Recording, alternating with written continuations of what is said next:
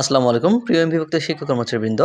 গতকাল ইএফটির জানুয়ারি মাসে এমপিওর আপডেট ছাড়ার পরে অনেকেই কমেন্টে জানতে চেয়েছেন যে পঞ্চম ধাপের বেতন কবে ছাড় হবে। আসলে পঞ্চম ধাপের বেতন সম্পর্কে কোনো আপডেট ছিল না, তাই আপনাদেরকেও জানাতে পারিনি।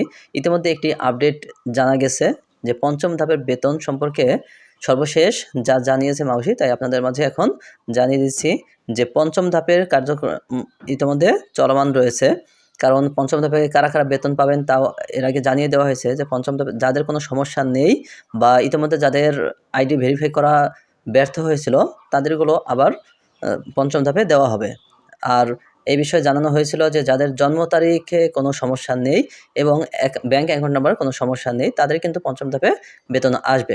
তো এই বিষয়ে দ্য ডেইলি ক্যাম্পাস একটি আপডেট প্রকাশ করেছে। সেখানে বলা হয়েছে বেসরকারি এমপিভুক্ত শিক্ষা প্রতিষ্ঠানে কর্মরত আরও ৮,০০০-এর বেশি শিক্ষক কর্মচারীকে পঞ্চম ধাপে ইলেকট্রনিক ফান্ড ট্রান্সফার বা ইএফটির মাধ্যমে বেতন ভাতা দেওয়া হবে। জানুয়ারি মাসের বেতন দেওয়ার প্রক্রিয়া শেষ হওয়ার পর তাদের বেতন দেওয়ার কার্যক্রম শুরু হবে বলে জানা গেছে। মাধ্যমিক উচ্চশিক্ষা অধিদপ্তরের এডুকেশন ম্যানেজমেন্ট ইনফরমেশন সিস্টেম বা ইএমএস সেলের একটি সূত্র জানিয়েছে পঞ্চম ধাপে ৮,৮৮৭ জন ইএফটির মাধ্যমে বেতন পাবেন। তাদের তালিকা ইতিমধ্যে অর্থ মন্ত্রণালয় ABS++ সফটওয়্যারে আপলোড হয়েছে। এখান থেকে তথ্য যাচাই শেষে তালিকা মাউসিতে জমা হবে। সূত্রের তথ্য অনুযায়ী মাউসিতে তথ্য আসার পর এই শিক্ষক কর্মচারীদের বেতন ছাড়ের অনুমতি চেয়ে শিক্ষা মন্ত্রণালয়ে প্রস্তাব পাঠানো হবে। প্রস্তাব অনুমোদনের পর তা চিফ অ্যাকাউন্টস অফিসারের কার্যালয়ে যাবে।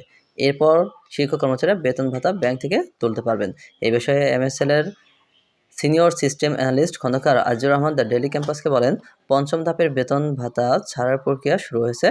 জানুয়ারি মাসের বেতন ছাড়ার পর পঞ্চম ধাপের শিক্ষকদের বেতনের প্রস্তাব মন্ত্রণালয়ে পাঠানো হবে। তাহলে ভিউয়ার্স, আমরা জানতে পারলাম যে পঞ্চম ধাপের বেতন কবে ছাড় হবে, কিন্তু এখানে বাস্তবতার সাথে যদি আমরা মিলিয়ে দেখি আগামী সপ্তাহে কিন্তু শুধু জানুয়ারির বেতন ছাড় হবে, আর সেটি ছাড় হতে হতে বৃহস্পতিবার নাগাদ চলে যাবে। তো আগামী সপ্তাহে যদি এটি আপলোড হয়, পরবর্তী সপ্তাহে অর্থাৎ মার্চের দ্বিতীয় সপ্তাহে আমরা যারা পঞ্চম ধাপে বাকি আছি তারা কিন্তু মার্চের দ্বিতীয় সপ্তাহে আপনারা পাবেন। প্রথম সপ্তাহে পাওয়ার কোনো সম্ভাবনা নেই বললেই চলে। আর জানুয়ারির বেতনটি মার্চের প্রথম সপ্তাহে অর্থাৎ 2 থেকে 5 তারিখের মধ্যে আপনারা যার যার অ্যাকাউন্টে পেয়ে যাবেন ইনশাল্লাহ, আশা করছি। আর পঞ্চম ধাপের বেতন কিন্তু আগামী সপ্তাহে পাওয়ার তেমন কোনো সম্ভাবনা নেই।